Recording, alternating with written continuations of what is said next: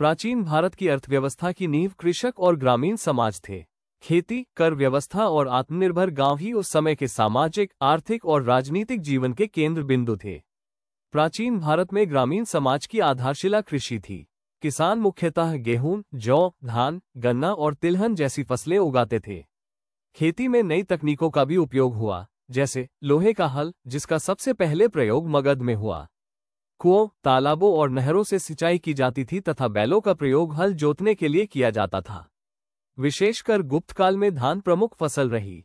वहीं तमिल संगम साहित्य में भी खेती और सिंचाई का उल्लेख मिलता है। ग्रामीण समाज में भूमिपति, जमींदार की विशेष भूमिका थी। वे किसानों से कर वसूलकर राज्य को देते थे।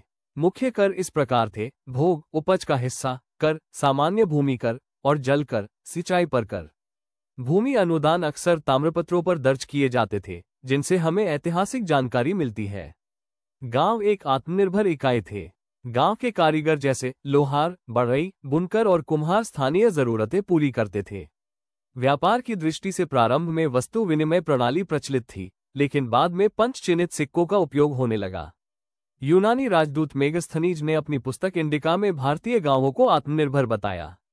इस प्रकार स्पष्ट है कि प्राचीन भारत की अर्थव्यवस्था और राजनीति की नींव कृषक और ग्रामीण समाज पर ही टिकी हुई थी।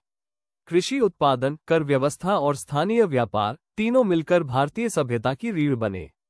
इतिहास इतना मजेदार बना देंगे कि किताबें भी शर्मा जाएंगी। बस चैनल को सब्सक्राइब कर दो।